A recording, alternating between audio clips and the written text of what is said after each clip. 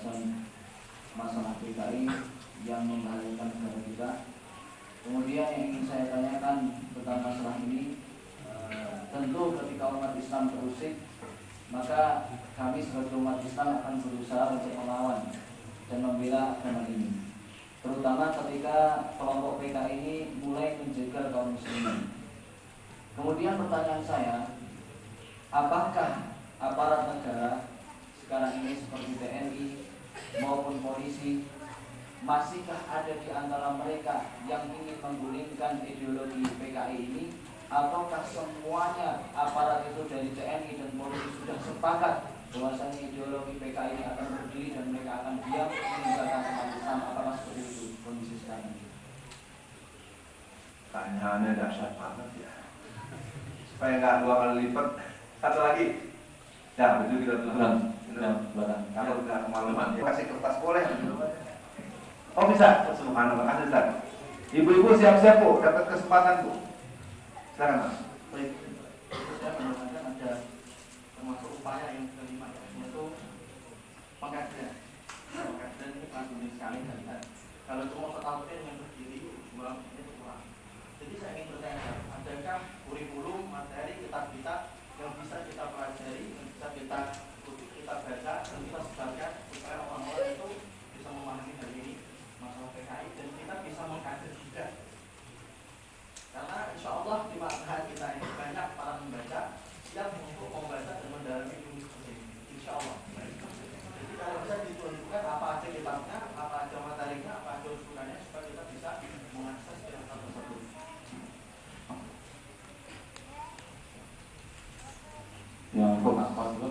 Ibu-ibu, ternyata saya dapat kode dari Ustaz saya, Ustaz Rashid. Silakan. Ada mic kan? Di atas saya. Silakan Bu. Kesempatan. Salam.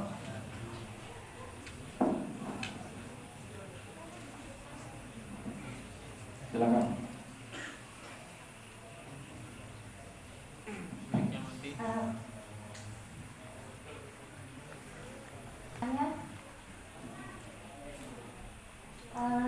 Untuk saat ini banyak kalangan muda yang sebenarnya mumpuni dari segi ilmiah, tapi mereka malu untuk tampil di depan halayak menyampaikan kebenaran dan kebaikan itu. Jadi saya ingin bertanya, bagaimana cara agar anak-anak muda saat ini berani untuk tampil dan menyampaikan kebenaran yang mereka tahu. Itu semua saya rasa. Baik, karena di atas ibu-ibu lebih banyak, saya beri kesempatan satu lagi. Silakan Bu, supaya imbang di sini Bapak maaf. Silakan. Apa kontribusi kita sebagai ummahat yang sibuk sebagai ibu rumah tangga di rumah untuk melawan PKI saat ini? Allahu Akbar. Takbir. Keren. Kalau Rasid antum layak dapat jempol dari saya ini. Ya karena kadang-kadang gini Ustaz, karena Anda Ustaz itu sudah terlalu parku gitu ya. Nggak boleh. Jadi saya kadang-kadang sebenarnya kenapa saya tidak mau ini, khawatir saya nggak tahu, nanti kita jadi bentur kan kalau Anda sama saya sama gitu ya. Saya basic saya dosen pendidikan. Kadang-kadang saya suka agak ribut gitu ya. Gini misalnya contoh. Ini contoh yang lucunya agak berat-berat. Di zaman saya kuliah, kan mulai ada anak-anak yang suruh pakai hijab. Ya. Saya dukung hijab. Kelas dibagi 2, saya setuju. Yang saya nggak setuju itu, kalau ketemu gitu Ustaz, kita mau jawabin salam nggak dijawab. Saya bilang, waduh, saya terpaksa saya kejar, saya tanya, apa-apaan lu gua assalamualaikum nggak jawab? Memang lu nggak belajar ilmu akhlak, ilmu adab? Mau yang ngomong laki-laki ke perempuan, kalau mau jawabin salam dijawab, Rasulullah juga jawab, antum bukan ikhwan Anda. Wah, iya, ini kacau nih, nggak keruan nih, ajaran siapa ini? Baik, ini luar biasa ya. Sebelum kita jawab, ibu, adik-adik, santriwati, santriah, dan yang di bawah, kita akan membela Islam, akan menjaga umat, menjaga ulama, kita akan berjihad menurut pedoman Allah dan Rasulnya. Takbir! Takbir!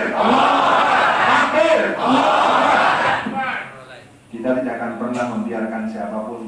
menerus.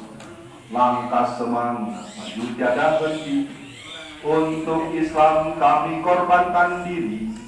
Api jihad berkobar di hati, takkan padam wujudkan cita kami, menegakkan kedaulatan Islam. Hidup mulia atau syahid mati, hanya Allah satu tujuan kami, kejayaan Islam kan kembali. Jawab nomor 1. Kita mau melawan, bagaimana dengan aparat? Aparat secara hukum dia harusnya bersama kita. Kalau dia tidak bersama kita, yang bermasalah diri dia dengan dirinya sendiri dan dengan instansi mereka sendiri. Jadi sekarang secara undang-undang ada TAP MPRS nomor 25 atau 66 yang disahkan pada tanggal 5 Juli tahun 1966, itu masih berlaku sampai hari ini. Jadi kalau ada orang, ada oknum, ada instansi, ada institusi yang terang-terangan memaklumkan kebangkitan PKI, berarti mereka adalah pengkhianat dan musuh negara. Siapapun dia, dimanapun posisi. Itu poin pertama. Dari saya, buat semua yang hadir, pesan saya mungkin adalah mari kita terus kuasai ini dengan baik. Saya langsung jawab pertanyaan nomor 2. Satu hari ada seorang ketua Dewan Dakwah dari Bogor, namanya Halim. Karena Halim ini junior saya, dia panggil saya abang. Bang Alfian, saya ada ber-30-an orang, kalau nggak salah itu 33 orang atau 36. Dia bilang, kami mau mulazamah sehari bersama Ustaz Alfian tadi. Jujur saja saya agak kaget, karena yang datang itu 2 kelompok. Yang satu magister, yang satu doktor. Jumlah mereka 30-an, jadi yang doktor sekitar 10-an, yang 20-an itu magister. Jadi bisa dibayangkan dari jam 8 pagi sampai maghrib, jam 8, 9, 10, 11, 12 istirahat, 1, 2, 3, 8 jam kita diskusi. Dan subhanallah anak-anak itu bilang, nggak salah nih Bang Alfian, yang enggak biasa aja, yang namanya biasa ngomong-ngomong di situ, makanya dipanggil Ustadz PKI.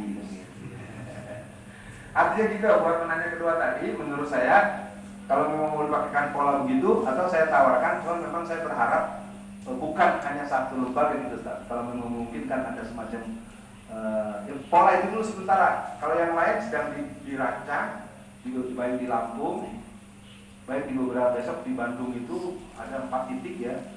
Dan saya bilang dengan aparat harus ngomong. Kalau aparat menghalang-halangi pembahasan bahaya kebangkitan PKI, yang PKI siapa nih Pak? Kita tidak bilang begitu. Memang tidak mudah, saya tahu, tidak mudah. Jadi kembali buat yang pertama tadi antum ya. Melawan yang pertama, sudah saya jawab tadi. Kuatkan akidah, perbaiki akhlak, sopan pada orang tua. Sekarang susah jadi anak yang sopan sama orang tua, kata anak pesantren. Tapi kalau udah sibuk main ini nih.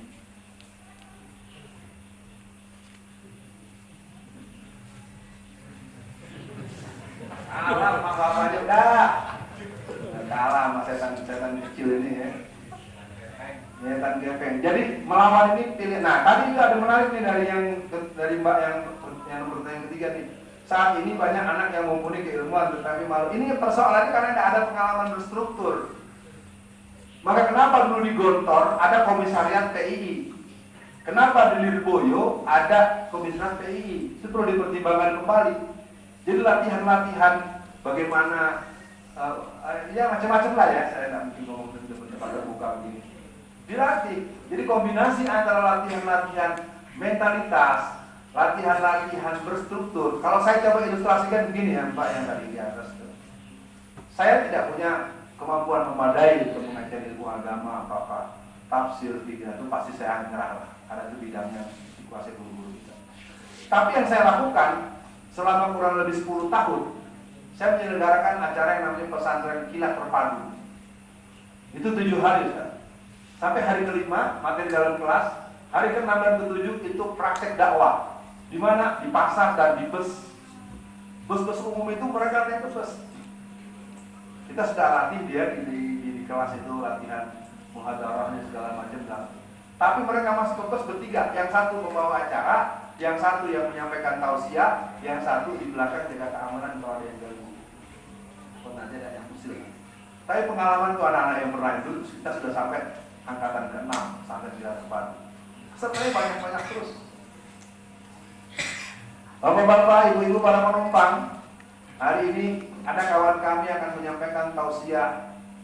Judul sederhana, berbakti pada orang tua. Karena cantik-cantik, glowing-glowing, bacaannya fasih, ayatnya mantep. Itu jadi anak-anak itu bertausiah di bus, itu dapat uang sampai ada yang ratusan ribu.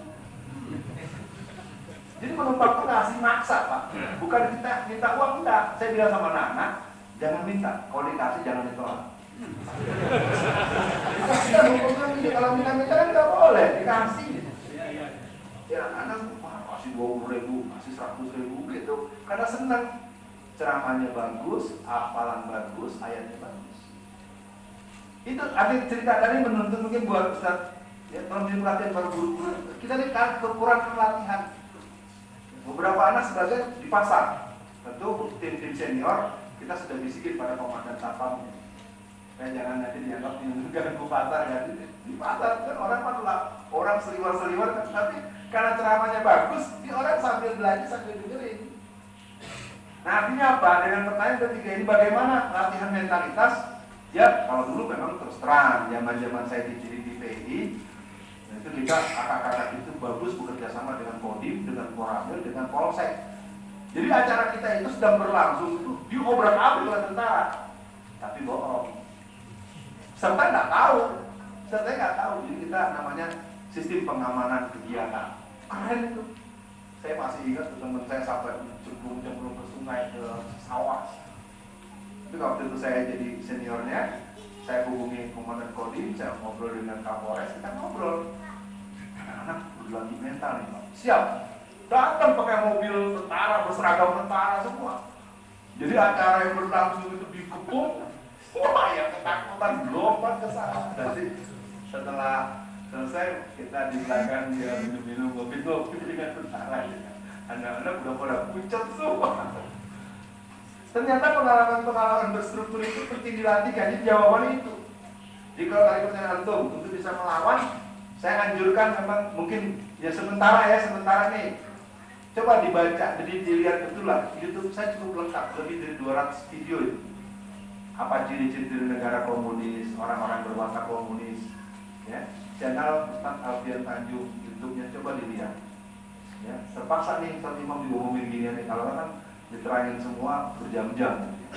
Jadi buat antum nanti boleh minta nomor saya ya. Kita lanjut di hubungan kita. Tadi yang kedua mana tadi? Yang ada kaderisasi. Ya nanti nomor kontak saya di ini ya, kita cukup saya. Buat yang perempuan tergantung Ustaznya. Saya nggak mau lagi. Lalu apa kontribusi umahat? Ya, saya tidak tahu, ini bukan dalil tapi sering dipersebut-sebut. An-nisa imadul bilad wa ma saluhatul bilad wa ma fasadat fasratul bilad. Jadi yang namanya perempuan itu ya the woman behind the hero. Wah, siapa dulu dong bini gua? Kan gitu. Siapa dulu dong istri aku? Kan gitu. Nggak ada cerita kekuatan kalau tidak ada Khadijah, tidak ada Aisyah, tidak ada Hafsah. Jadi buat imahat yang di atas, kekuatan Anda semua ada di bagian kau akan katakan, maka jangan sampai terjadi yang dialami oleh teman-teman saya. Teman-teman saya kadang-kadang ngeluh, kenapa lu ngelamun? Ya Ustaz, kalau pulang ke rumah, kantong dikorek-korek, jas dikorek-korek. Jadi lihat ada berapa jumlah amplop, kita dihitung total uangnya diambil semua sama istri. Jangan dikira saya gojekan ya Mbak. Ini pengalaman mana teman-teman saya mau kemana-mana dia kebingungan, mana udah punya ongkos. Itu diambil semua bini gua, nah lu.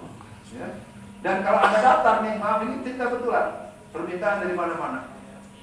Dari mana? Dari Subang, Jawa Barat. Dari mana? Dari Magetan. Bapak biasanya 7,5 juta ya. Kalau enggak jangan perlu Bapak ya.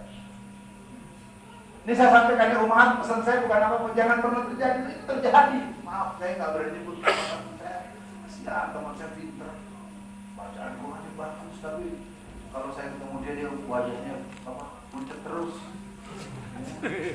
Jadi apa? Suami takut istri. Ya. Jadi umat di atas, apa yang bisa dilakukan? Doakan suami-suaminya siap berjihad. Doakan suami yang berjihad itu rezekinya banyak dan halal, tapi bukan pengemis. Doakan gitu, jangan pulang ditanya duitnya berapa. Kan ustaz terkenal, jadwalnya banyak, ceramahnya 5. Kalau sekali ceramah 5 juta, 5 kali 5, 25. Masa cuma 2,5 juta kurang nih duitnya. Kenapa saya masih bicara gitu Ustaz? Ini serius. Ya, mudah-mudahan Imam doain saya biar saya punya alternatif yang halal dan banyak. Jadi kalau umat ini, kata kuncinya ibu-ibu jangan lupa berdoa. Dan ibu-ibu, nih saya gini ya, umat yang di atas, ibu-ibu santriwati, saya ini bisa begini nih yang ngajarin emak saya.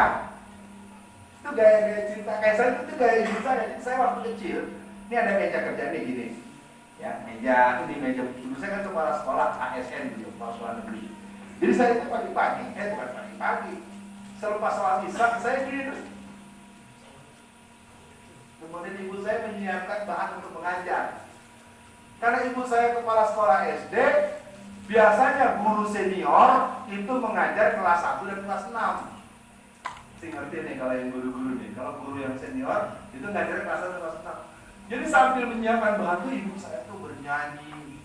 Ibu saya cerita tentang Marsudi, cerita bagaimana kebijakan Soekarno. Cerita detail. Soekarno gini, apa?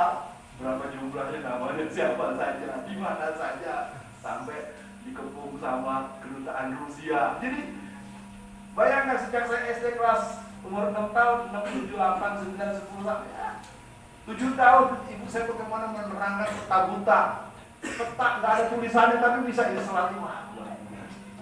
Karuan kalau apa tentang kisah-kisah segala macam. Jadi ibu-ibu sekarang, umat-umat ini harus pintar bercerita, harus pintar menghibur, harus tahu kesusahan suaminya. Kalau suaminya lagi termenung-menung sekali ya, dikecup gini.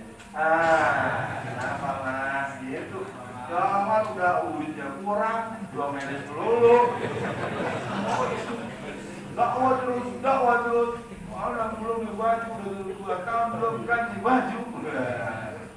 Ya saya pikir gitu, saya pikir waktunya tidak perlu ditambah lagi. Saya mohon maaf buat semua teman-teman. Tadi beberapa orang kalau nanti ada yang perlu betul nomor kontak saya boleh. Tapi jangan diumumkan terbuka, nanti pikirannya kampanye gitu ya, malah pusing. Akhirul kalam, kalaulah tutur kataku ada yang kurang berkenan di hatimu, tak ku maksudkan untuk melukai hati. Yang jelas, kata Rasul, I love you. Jadi intinya buat semua teman-teman, negeri ini dalam bahaya. Yang bisa menyelamatkan kita hanya Allah Subhanahu Wa Taala, dan yang bisa menyelamatkan secara makhluk adalah para ustaz, para guru dan para mujahid yang tidak pernah bertanya harus berapa dia akan dapat. Dia akan menjadi apa dan mendapat berapa, itu bukan pilihan, bukan cara berpikir orang yang berjihad di jalan Allah. Akhirnya, boleh nggak saya ngajak bikin doa? Boleh. Siapa tahu doa saya diaminin sama yang soleh jadi benar. Mohon izin Pak Kiai ya, ada syekh saya. Semua yang di atas dan di bawah, mari kita berdoa. Yang datang dari petugas manapun, Allah beri hidayah sehingga laporan yang dibuat cukup bagus, semuanya bagus Pak. Auzubillahi minasyaitonirrajim. Bismillahirrahmanirrahim.